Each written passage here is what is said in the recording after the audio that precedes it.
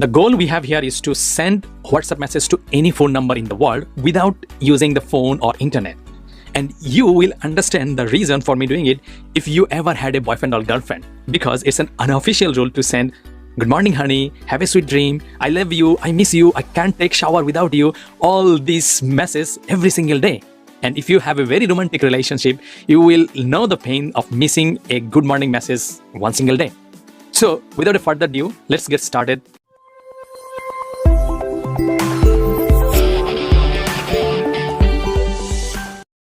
To do this, I will definitely need Python installed in my machine. I will use Visual Studio Code as my code editor. If you have any other code editor, feel free to use that one. I will need few tools to make it easier. Definitely the pip would be the first one to use different Python packages, a command line terminal. I will need Git for my source control. I will need a scheduler to schedule the task so that a message could be sent a certain time in the morning, like in the 8 a.m. in the morning or 10 p.m. at night, or maybe after every 30 minutes if you are a crazy lover.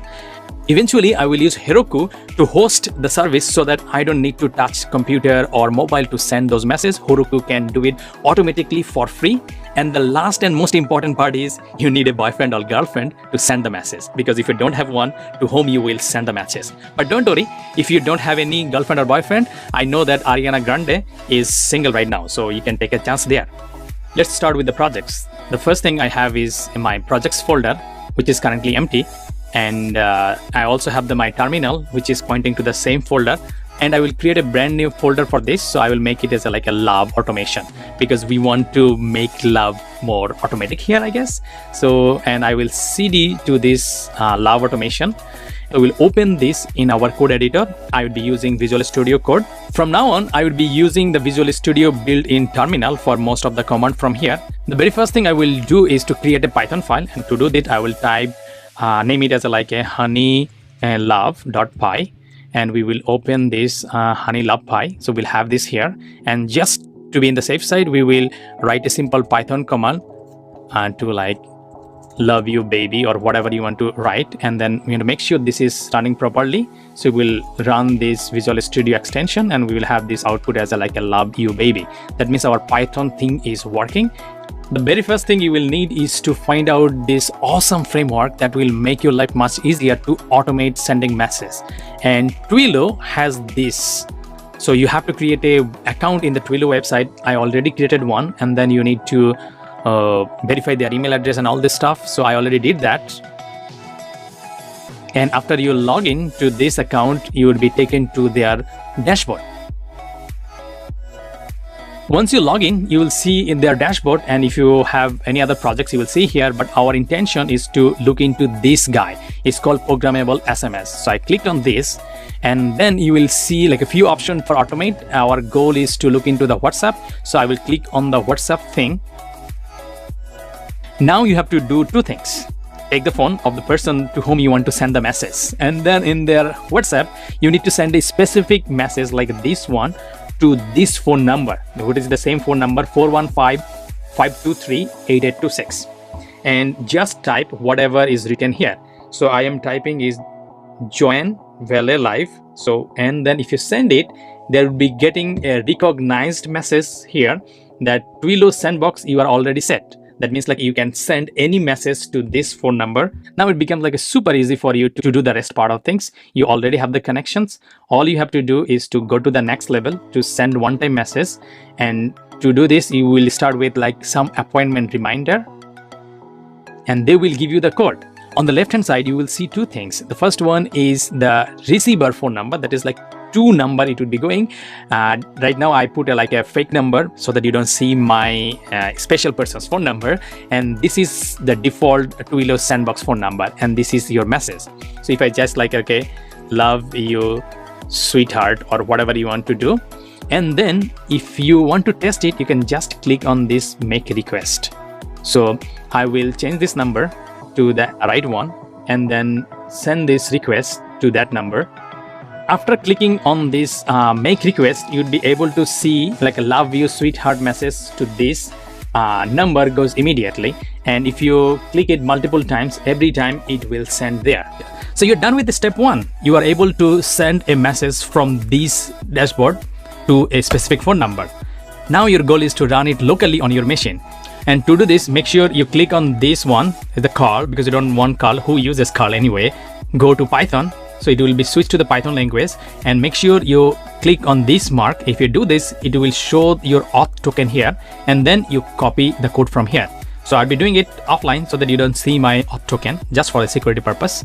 Now go to the Visual Studio Code and open the projects that you have, where you have like a Love You Baby, and paste your code here. So once you copy paste the code, it's kind of like a few lines of code where you have like the Twilio REST. That means you have a dependency of Twilio. You need to install the dependency locally to able to run it in your machine. And it has your account ID, auth token, and then the the phone number that you are trying to send this.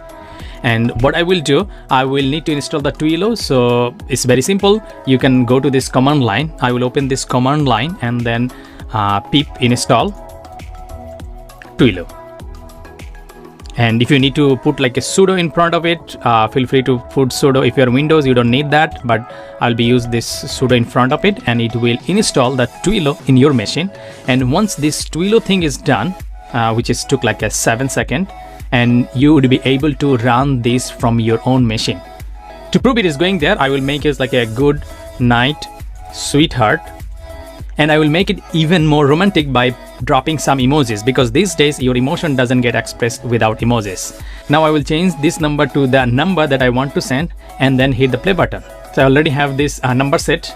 Now my goal is to play it and then see the magic happens in few seconds. And if it is work correctly, you'll see good night, sweetheart, all these things. And you can send as many sweetheart and love as many times you want. So we were able to send WhatsApp message from our computer to any particular number. Our goal is not to do it manually. Our eventual goal is to deploy it to a server and then run it periodically. And there are multiple different ways you can do it. Here we will do it by using a Python package called Advanced Python Scheduler. So we'll go to the website and search for Advanced Python Scheduler, and it will take to a very well used library, and you can use so many different things. But you do like a user guide, it will tell you to install App Scheduler. So I will do the same thing in my Visual Studio Code to run it. So I will do this and pip install App Scheduler, and it will install the scheduler in the local machine. And to run it periodically, you can just take some of the example from here, and they have like so many different way you can run the scheduler. In our case, initially we will do automate this matches maybe every minute or every 5 minutes, because you are so crazy lover, you need to love every single minutes. So let's look for the interval, and all you need to do is you can just copy paste code from here. And what we will do this, we'll copy it, and then we will go to our Visual Studio Code. We will create another file. We call it as like a clock.py. This would be a clock, and then we will open this clock.py. Inside this clock.py, we will copy paste here. And right now what it has a method here, and it creates like a scheduler, and it has a certain time interval. Every 2 hours it does call this function. We can't wait our emotion for 2 hours, so we'll make it maybe, and it would be maybe 10 seconds. So every 10 seconds we want to call a method. In our case, we don't just say hello world. It's not romantic and emotional. We'll go our honey love, and we'll create a function, and we'll call it like a send love. And inside this function would be this message, and maybe inside this function we will message the SID or something like this, and we save it. We come to this clock function. We get rid of this job, whatever's job. Our job is to make love, so we will from honey love we will import send love, and instead of job function, our job is to send love. Now every 10 seconds, if this runs correctly, we should get a message in the WhatsApp. Let's see whether this works or not. So run this clock. Let's see what happens in every 10 seconds, whether we get like a sweet love. So you see like it already is coming here is you see like a 11:48, another one is 11:48. That means like you have to wait 10 seconds, and when you see this print command is getting output, within a few seconds it's come in this message. That means like you're constantly sending love to the persons. This is awesome. Now you have to do one last thing to deploy it, but you already see that you are flooding with love. You are the most romantic person in the world. So congratulations. Let's go to the next step to make it automatically in the server, because your machine or your Python script will not be executing all the time. We need a server, we need a permanent solution to be the most romantic person in the world. So for this, we will go to Heroku, and you can just Google Heroku, and you will go to the first site. This is called Heroku, this cloud application platform. This is what we are talking about. And inside Heroku, you need to log in. If you don't have an account, you just click on the sign up. My case, I already have an account, so I will just do the login. And once you log in, it will take you to their dashboard. Inside the dashboard, on the top hand side, you will see the new, and click on this, create new application, and give some name. And we name it as like our lab automation, and just create this application. And this will tell what you need to do. The first thing actually you have to do, install the Heroku CLI. And if you go to this link, it will tell you that you need to install this. CLI is a command line. If you scroll a little bit, you will see for the Mac to install the CLI first time, you will use, if you have the Brew, you will do this way. For Windows guys, you can install the 32, 64 or whatever the version you have. And the Ubuntu guys, you are already smart, you know what to do anyway. So I will go back to the Visual Studio Code, and at the bottom, I will do this Brew command to install Heroku CLI. So it's already done, and I need to go back to the dashboard that I had here, and you will see all the command I need to do is here, but you have to do two more things on top of it. So let's do these two parts, and the first part would be Heroku login. If you just do Heroku login, it will take you to the website, and if you ask for the permission, just press any key, and it will take you to the website, and it will log you in. And once login is done, you can go back to this page, which is like you are logged in as like a programming hero and whatever is your account is.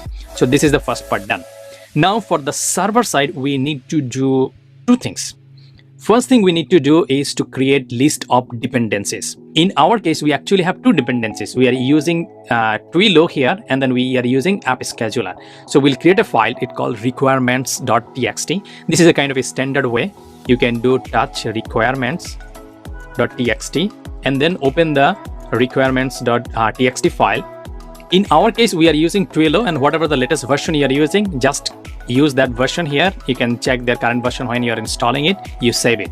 And this is important because when you are deploying these projects, Heroku needs to know the external dependencies it needs to install in their server. Otherwise, this thing will not work.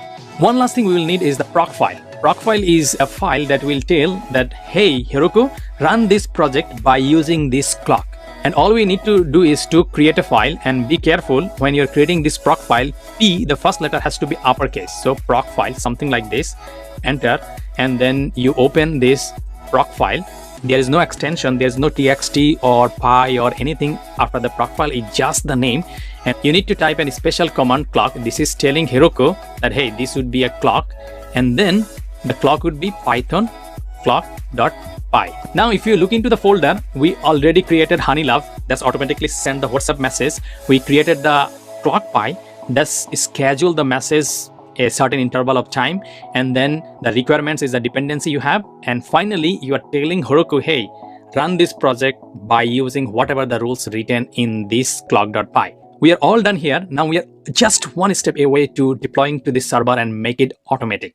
Once again, we will go back to the Heroku, and we see in our dashboard, it says like we already did the login. Now we just need to do from this part.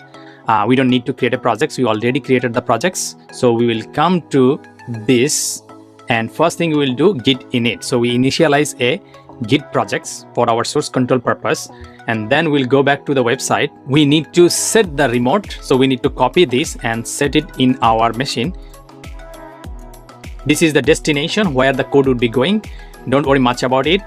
Now you need to commit the changes. So we need to do all three things in a row. So we'll add everything, we make a commit, and then we'll push.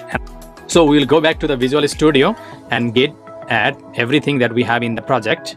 Now git commit, and since you are ready or crazy to make this love automation, you can say it like crazy to make love automation. And you do that, and you did the commit, all the files are added, and the last thing is git push Heroku master. This is the master branch you want to push, and this will push all the changes, and it might take like a few seconds. Looks like it's already done. Now we will go back to the Heroku website, and then we also keep an eye on our mobile. Let's see what's happening over there. Our last one was 11:51 local time. Our local time is 12:09, and we are currently in the upload. So we will go to this resource. This is the resource, and there is something called free dynos. That means like you want to run a clock frequently, whatever the code written on the Pi thinks, and you just have to do click this one is edit. You have to turn this on, and you do confirm. This means you are ready to run the clock automatically. Click on confirm, and then keep an eye on this. If everything is correct, you would be able to see that message is started triggering without you doing anything on your laptop, phone, or anywhere else. You see, I already got like a 12:10. That means like you started making the connections. If you have a crush on anybody and you want to send a message, hey, do you want to go to a date? And you want to send it like every 10 seconds or every 1 minute or every hour to annoy that person, this is the right application for you. After a month or so, if you keep making this romantic connection, you would like to see whether everything is working correctly, you can just check like Heroku logs. If you do that, it will fetch the log and it will tell you the last thing it happened. These are the server time, so it might not match exactly in your local time. And then you will be able to see the message was sending correctly or not. So after a couple months, you got a breakup. Oh, that's heartbreaking, but it's part of the game. It's real life. Maybe you found someone smarter than that person. Like, you never know. In that case, you don't want to keep sending romantic messages to your ex. So to turn this off, it's very simple. Go to this, your project, and then free dynos, click on this edit, and then make this turn off. And before you confirm, you see like in every 10 seconds, you are sending message to this person. And if you don't want to send anymore, just click on confirm. And after that, you would be completely disconnected from this person. That's all I wanted to share with you in this video. If you liked it, please smash on the like button, click on the subscribe, and punch the bell icon. And if you want more videos like this, write a comment inside the below. I will be reading and replying every single comment, and much more exciting videos is coming soon. And one last thing, if you don't know what the heck I was doing, you definitely should go to the Google Play Store and check out this awesome app called Programming Hero. And if you start exploring this, I'm sure you'd become the hero of Python. All the best.